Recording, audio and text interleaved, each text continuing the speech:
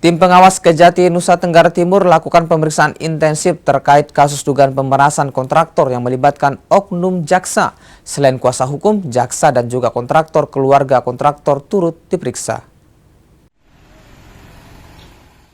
Dugaan pemerasan dalam kasus pembangunan sekolah di Kota Kupang dan Kabupaten Kupang tahun 2020-2021 terus bergulir.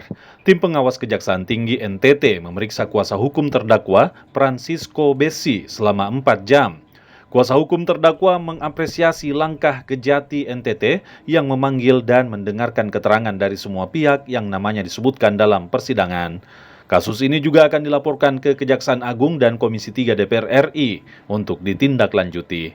Terkait dengan yang sebelumnya pemberitaan itu, dari Kejati NTT mengeluarkan surat panggilan khususnya di bagian pengawasan. Dan secara pribadi saya sudah siap untuk memberikan semua keterangan yang saya tahu, yang informasi saya dapat dari klien saya. Terima kasih. Itu saya tahu abang itu berapa orang yang dipanggil hari ini? Hari ini ada 3 orang. Yang pertama itu saya sendiri, yang kedua namanya Pak Bumi, ayah kandung dari terdakwa Roni, dan yang ketiga Arnoldus Mandala, tapi saya kurang tahu ini siapa. Kasih Penkum Kejati NTT bilang, tim pengawas Kejati NTT telah memanggil dan memeriksa terdakwa dan keluarga terdakwa, serta jaksa yang diduga memeras terdakwa.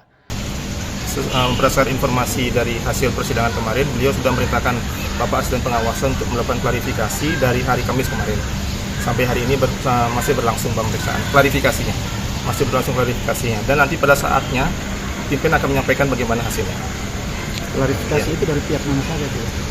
Yang disebutkan dalam pledoi itu disebutkan. Semuanya sudah? Sedang berlangsung ini. Jadi dari hari Kamis sampai hari ini dan seterusnya masih berlangsung. Nanti saatnya akan tiba, akan disampaikan ke teman-teman. 2 oknum jaksa yang diduga terlibat dalam kasus pemerasan kontraktor akan diperiksa di Kejagung dan di Kejati NTT. Citos Natun, Kompas TV, Kupang, Nusa Tenggara Timur.